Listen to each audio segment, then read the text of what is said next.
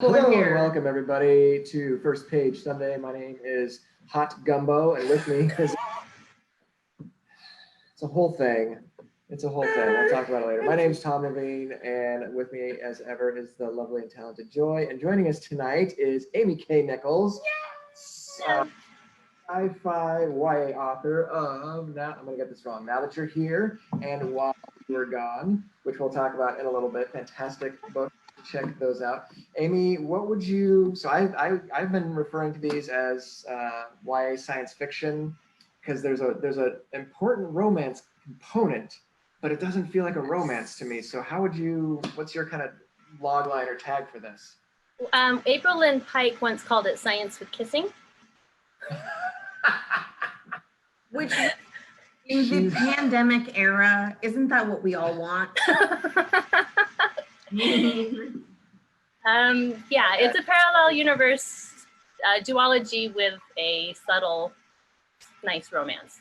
Yeah, and so highly recommended, I think, for folks, particularly like parents and teachers who are looking for something that is a cut above just like regular sort of sweet romance, which is nothing wrong with that. That's totally fine.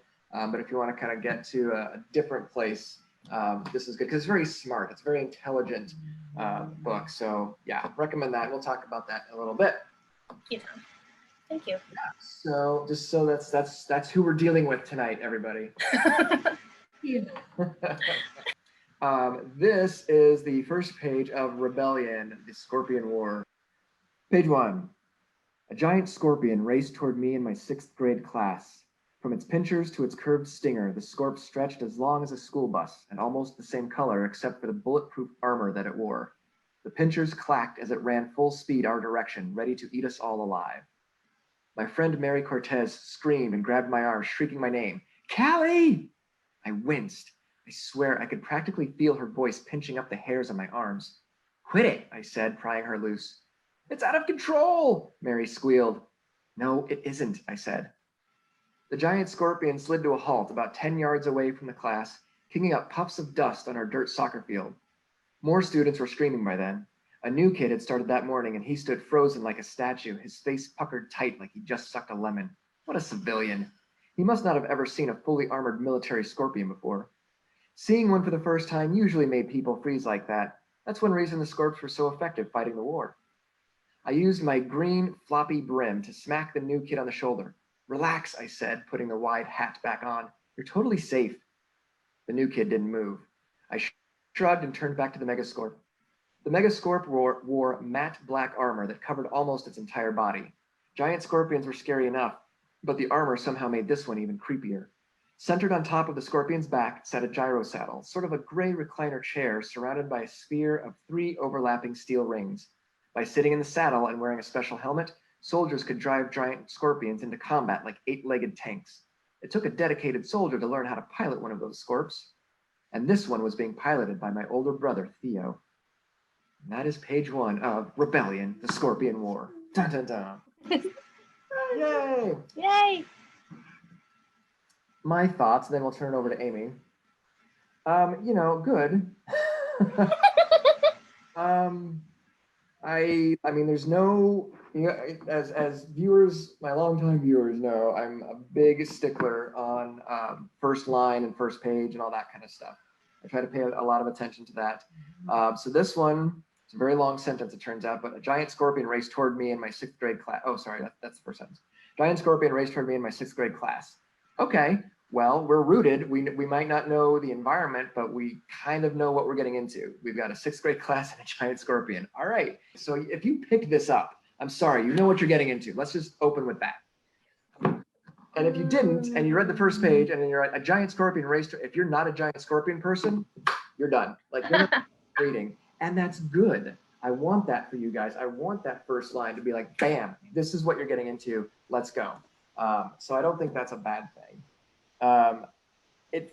Whether it feels middle grade or not right now, I couldn't really say. It doesn't have to be, other than the whole 6th grade class thing and the fact that it's first person. All right, sure. But honestly, this doesn't, maybe I think I'm just too close to it, but this did not grab me at all. Like, it's cool. I like that it's a giant military scorpion. I'm in, you got me there, but like, all right. anything's happening. So, Amy, I'm going to turn that over to you. What do you? By all means, feel free to be. I feel really on the spot. So it's okay.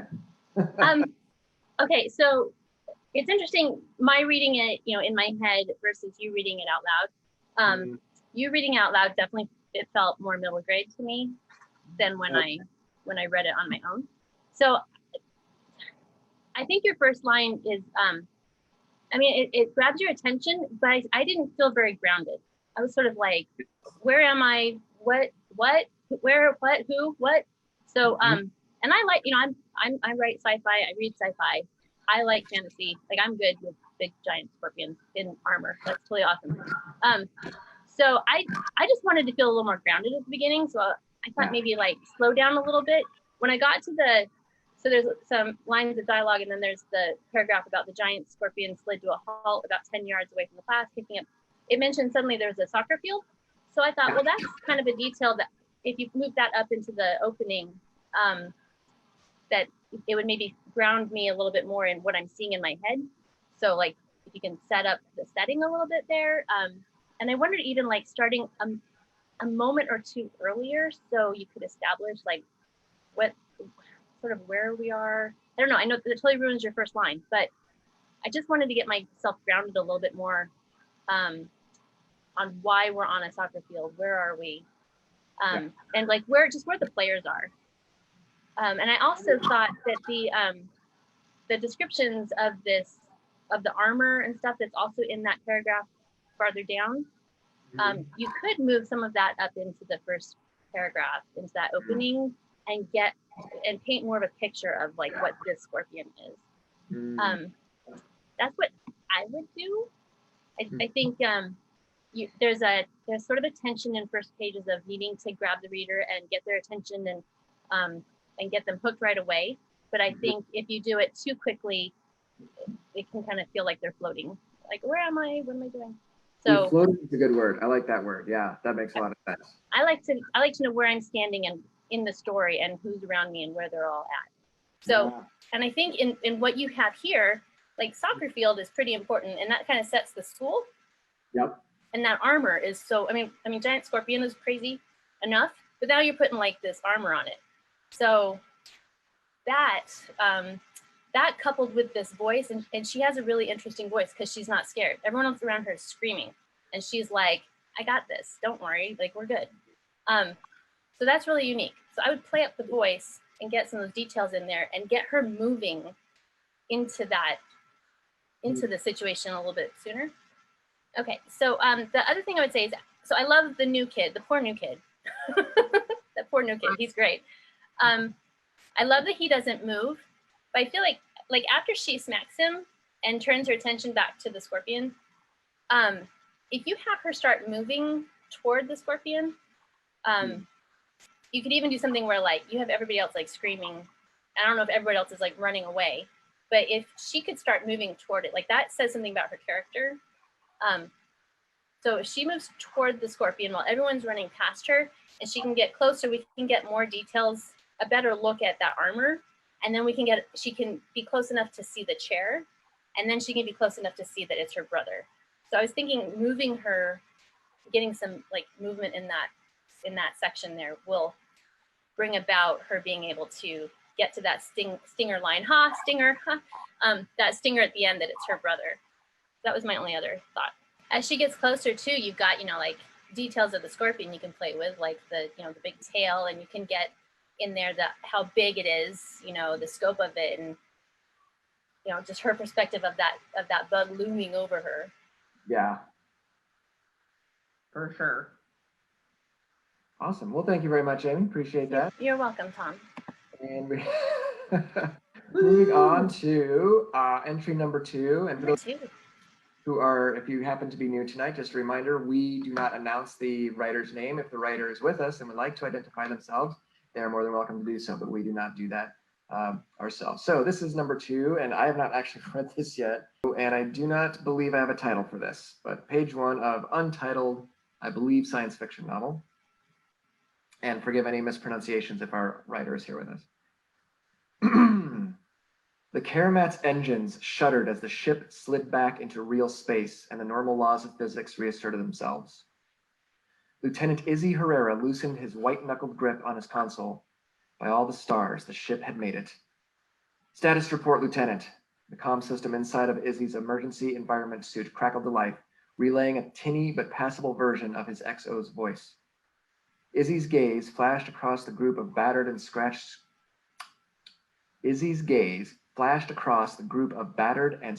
screens set to one side of his console. The series of controlled but random jumps that he had entered into the Karamat's navigation system had worked. The ship was in a loose orbit around an unclaimed, nondescript asteroid. The place was a familiar landmark for Izzy, one that he used to frequent while navigating, and the only location that his panic-tinged mind had been able to cough up before the ship started its jumps. We're in a stable orbit around RX 189-78, sir. No hiccups or problems on my end. Good. Double check your numbers and head down my way. Officers meeting in 10 minutes. Vargas out. The XO cut the comm line before Izzy had a chance to reply. If he hadn't known his friend for so long, Izzy would have taken offense at his brusqueness. The XO was a professional through and through, at least while they were working.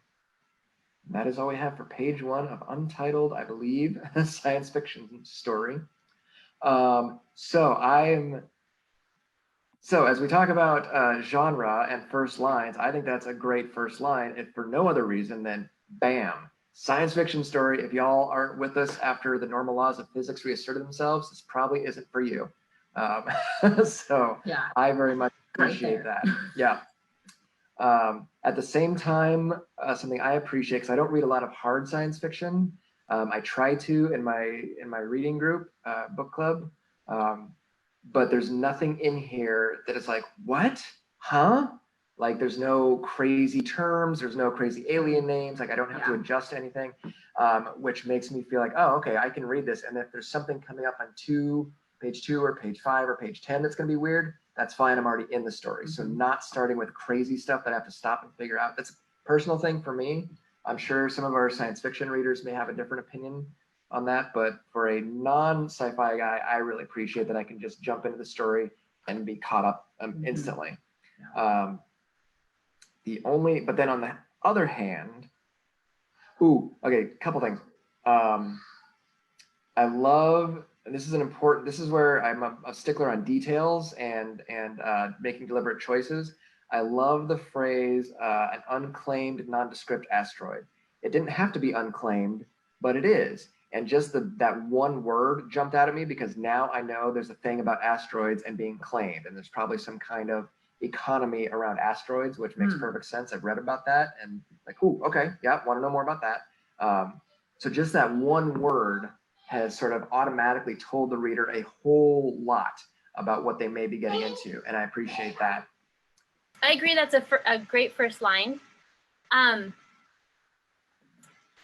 Okay, so I am a science fiction author, and I could even use maybe a little more sensory detail on that moment. It feels like this is a big moment. So if the author were to spend a little more time in that shuddering and that sliding back into real space, that's a really interesting term. Like, I would be happy with having a little more like being in that moment for a little bit longer. I agree about the normal laws of physics reasserting themselves. That's really, really good. And I really like the line, by all the stars, the ship had made it. That was a great line. I thought, so we have the status report lieutenant and then the comm system inside Izzy's emergency environment suit. I would put the sound of the comm system coming to life first before the line status report lieutenant, just because you usually get the Roger, you get the noise first. I would probably move that or, switch that around. Yeah. That's just me. And then I agree about the unclaimed nondescript asteroid. I felt like, though, instead of having, to say the ship was in a loose orbit and have the was there, which is a little bit passive, it's a little telling. If the author could turn that into a visual where Izzy is, where we get a visual of that asteroid and the movement of the ship with it to kind of show the orbit rather than just being told. I think that would be really effective. And then if you did do more at the beginning, where we had this like shuddering, sort of a crazy experience at the beginning, and now you show this slow movement, this calm movement, it will contrast.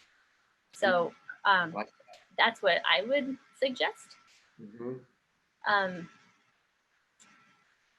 Yeah, there were a couple places I felt like you could make things a little more active. Let's see, I had a note here. So when you get into the place was a familiar landmark for Izzy, one that he used frequently while navigating, and the only location that his panic-tinged mind had been able to cough up before the ship started its jumps.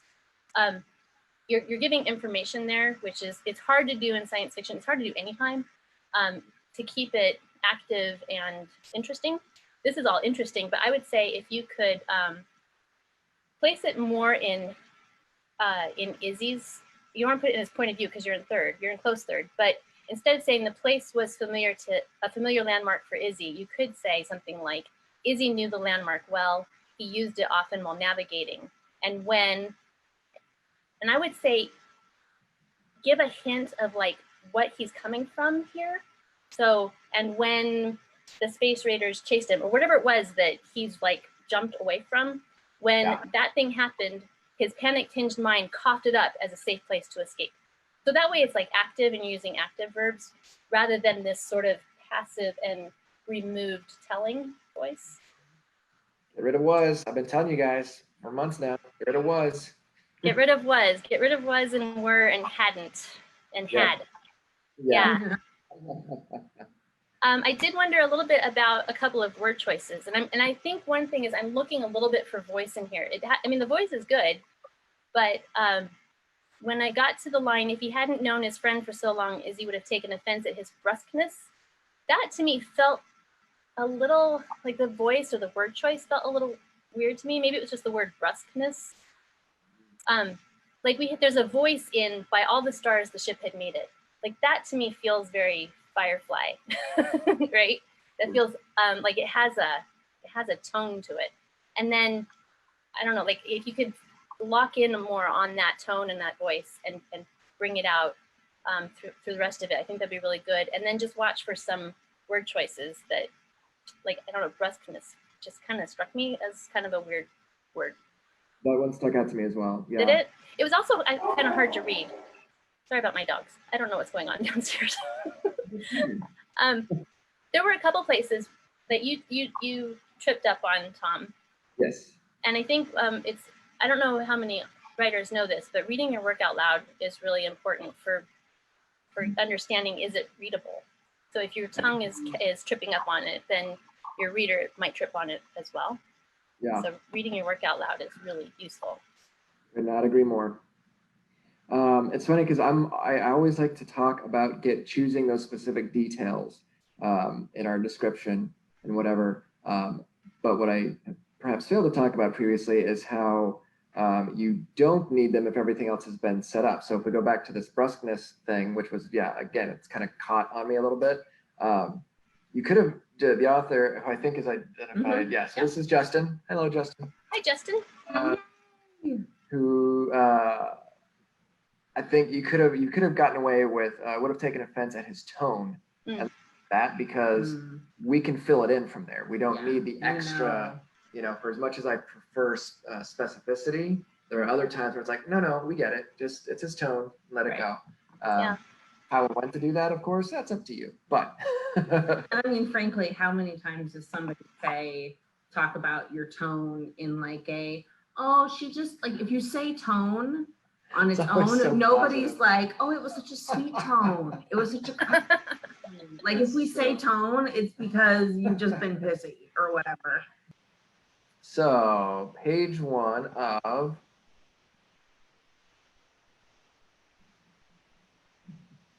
The Legend of Akikumo. Akikumo. I'm going to say it like that. Akikumo. All right, that sounds good. So, page 1 begins thus. Present day Kyoto. Oh my gosh. My 7 tails dangled off the edge of the red torii gate, swishing back and forth, almost dancing to the spring breeze that flowed through the air. Taking a deep breath, I could smell the sweet scent of the sakura. It was cool out tonight, but my thick fur kept me warm. My ears twitched as they heard steps coming up the path that led up the mountain. I cocked my head a little to peer down at 4 teenagers, giggling as they held some lanterns to light the way. It was well past midnight, so these couples were probably out on a dare. So these couples were probably out on a dare. Okay. The sakura were just starting to bloom, so teens took the time to go out on what they thought was a romantic challenge among the pink landscape. There were apparently rumors of ghosts on this mountain that would play tricks on teens. I personally had never seen a ghost here, but I had seen my fair share of terrified teens. This time, it was just 2 couples. Usually, there would be a few couples, and they would wait 5 minutes for the first couple to go first and follow behind. One pair would go up on the path to the right and the other to the left. Then they would see who made it to the top first. It made no sense to me, but that didn't matter. I would play some tricks on them either way. The couples parted ways, and I decided to follow the couple on the right first. The boy was wearing a blue blazer and matching pants with a green tie, and the girl was wearing a matching blazer with a plaid blue and green skirt. She also had a bow around her collar that was the same green as the tie. I had noticed more teens wearing similar outfits in the past few decades and found them to be quite puzzling. Why did so many teens want to match clothes? One of the other kitsune, I'm going to say? One of the other kitsune explained it was what they wore to school every day, but I didn't know if I believed him. Then again, it wasn't like I cared for human culture anyway. I hopped down, landing silently on my gita, which took a lot of skill to do. Usually the wood hitting the concrete would make a loud noise. It took me a few years to master, not only for scaring humans, but also to sneak past Yuki-sama when I knew she was looking for me. She didn't care for my antics, and if it weren't for the fact that I was the last kitsune born in all of Japan, she probably would have kicked me out by now, mainly for scaring the patrons. These humans weren't patrons, though. They wanted to be scared. Staying in my natural form, half fox, half human, it always seemed to be the best to scare these teens with. If I turned into a fox, they would get me confused with the other foxes that lived in the area and comment on how cute I was. Kids these days. And of course, if I just stayed as a human, no one would even care. But when I was half and half, they screamed and panicked as they realized the tales of old were actually true and that the monstrous kitsune do indeed exist. I would laugh as they ran down the hill, sometimes tripping and falling. Well, after I played a few tricks on them first, of course. The girl hung onto the boy's arm as if scared for her dear life, but I could tell it was just an act. Taking in a deep breath, I noted no fear was coming off either of their scent. They must not have believed the stories their friends had told them about this place. They were simply playing the part so they could be close to one another. They were in for a big surprise. I like this. But there is not a... Go ahead, Amy. Oh, you're funny. Okay. I want to ask one clarifying question of Danny since she's here. What category or genre would this be in? Because you have some very specific genre things that you do, Danny. So I want our audience to know exactly what we're dealing with here. And I'm still learning about some of them. So that was kind of one of my questions was I want to be very careful about the feedback I give, because if there are things particular to this genre that I'm not aware of, I don't want to trample on those, or but there's so many interesting things going on in here, and the tone is really interesting. It's like playful, and yet I get the sense that, I don't know, it's kind of scary, it's kind of weird. When I first started reading, I was like, I have no idea who is my character here. They got 7 tails and twitching ears and fur, and I didn't know until I got to Kitsune. I actually looked it up when I was reading it, and I was like, oh, it's a fox. Okay, so then Kitsune. Okay. So then I felt a little more grounded, like, oh, okay, it's a fox. But then to find out it's like half fox, half human, it's so interesting. Totally interesting. So I don't know, maybe, I mean, I really liked the opening. I did on this one, I found myself making like tiny detail changes to keep it. So when I have a couple of pet peeves, and one of them is the word that. I think anytime you have the word that, you probably don't need the word that. So can I read my little changes that I made to the opening? Is that rude? Can I do that? Okay. So my little tiny line edits are, my 7 tails dangled off the edge of the red torii gate, swishing back and forth, almost dancing to the spring breeze flowing through the air. Taking a deep breath, I smelled the sweet scent of sakura. The air was cool tonight, but my thick fur kept me warm. My ears twitched at the sound of steps on the path leading up the mountain. So I took out some little, like, it was cool out tonight, to say the air was cool. My ears twitched as they heard steps, just at the sound of steps. That led up to, take out the that, leading up to using that gerund to get it a little more active. So I had found myself like making little changes like that, which is often a sign that I'm not so much concerned about the larger story when I find myself doing like line edits. When I did get to the part in the second paragraph, the sakura were just starting to bloom, so teens took the time to go out. This felt a little wordy to me, and I thought it could be a little more active and more of the narrator's voice in there, or this protagonist or point of view character. There's a lot of there are some lines that show this playful attitude, playful but also maybe menacing tone to this character. So if you were to maybe bring out that voice a little bit more and make the sentences a little more active, it would feel less, I think it would just move a little bit more. So for example, on that paragraph, you might say something like, each year when the sakura began to bloom, teens challenged each other to roam the mountain searching for ghosts. I've never seen any ghosts, but I have seen my share of terrified teens. It's just a little more concise, and I just think it moves a little bit more. Let's see, what else did I think? I felt that way also when we got into the clothing. The descriptions of the clothing felt like it slowed things down a little bit.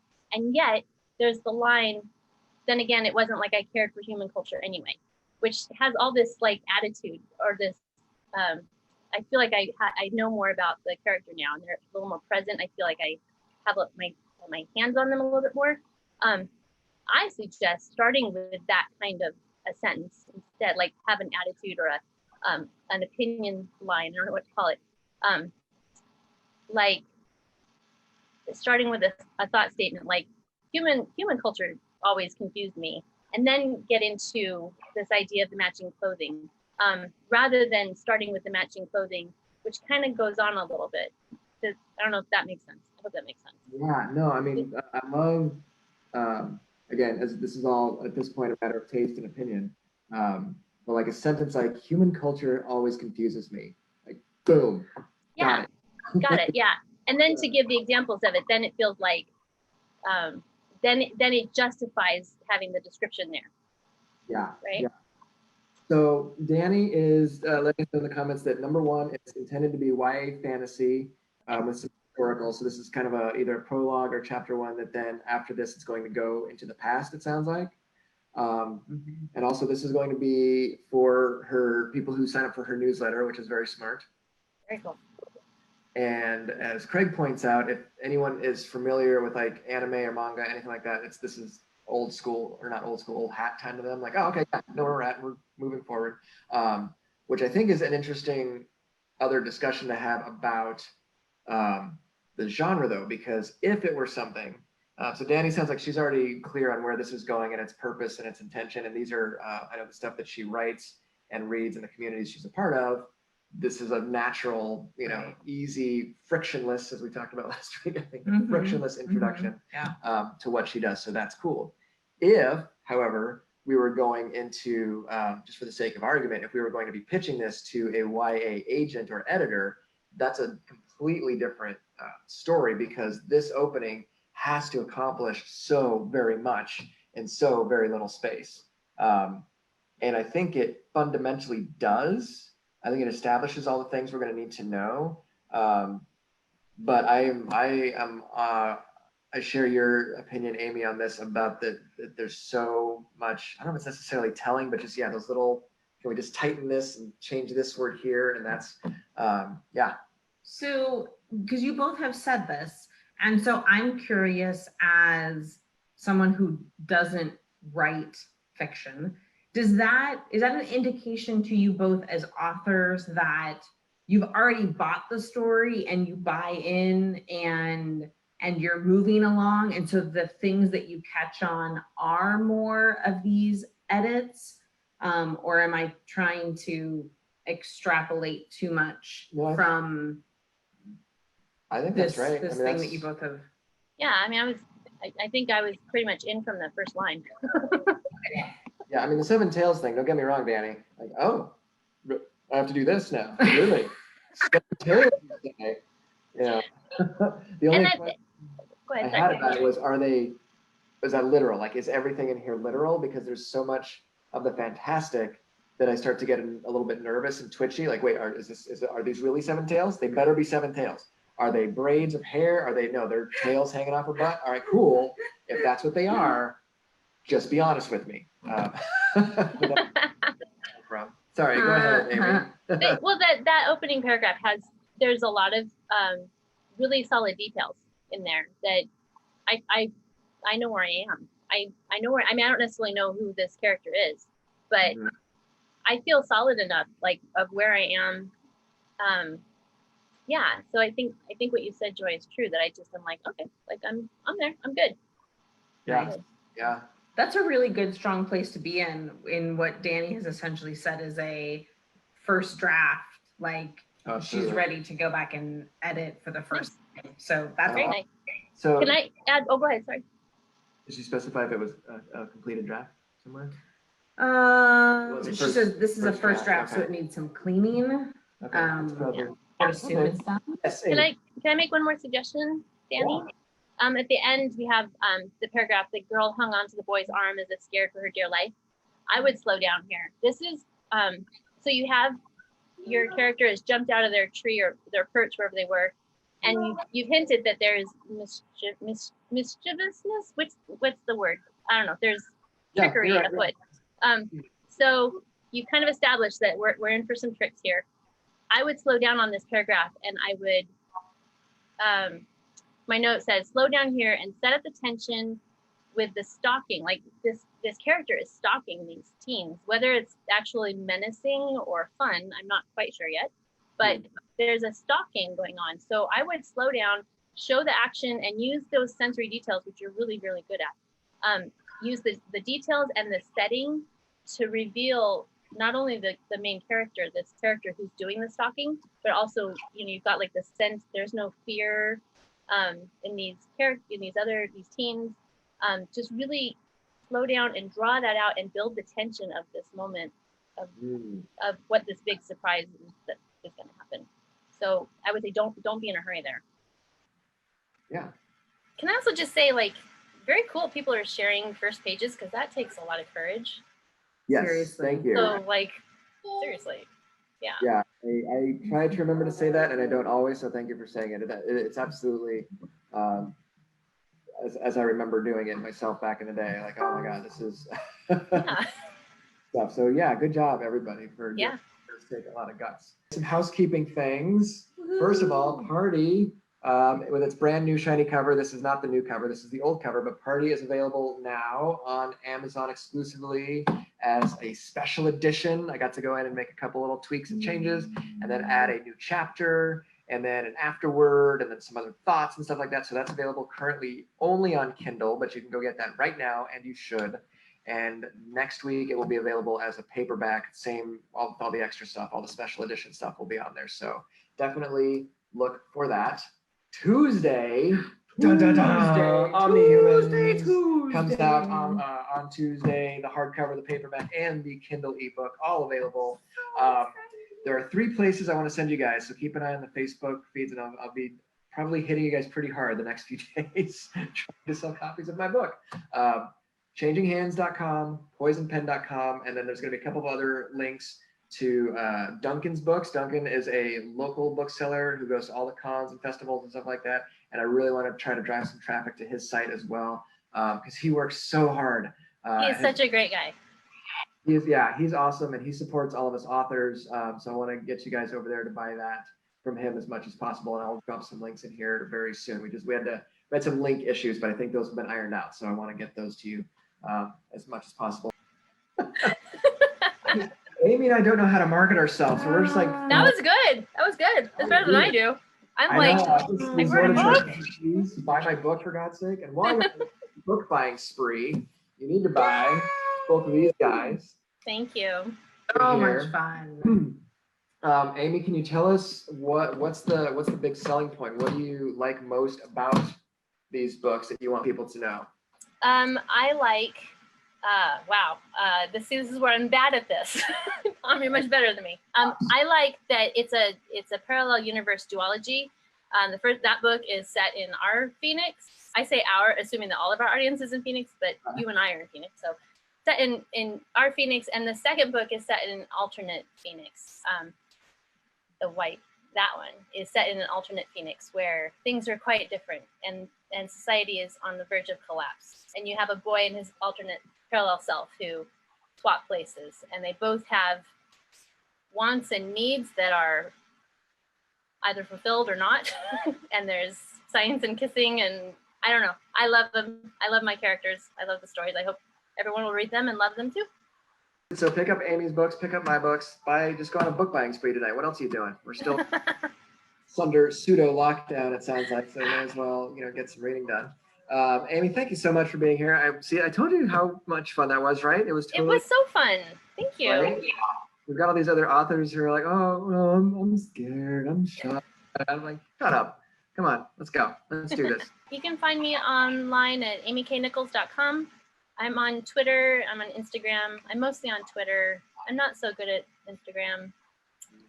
Tough. Yeah, I'm on there, but I mostly find me on Twitter. I don't really have anything coming up. I'm on sub with a middle grade novel right now, so I'm hoping to have news about a middle grade book soon.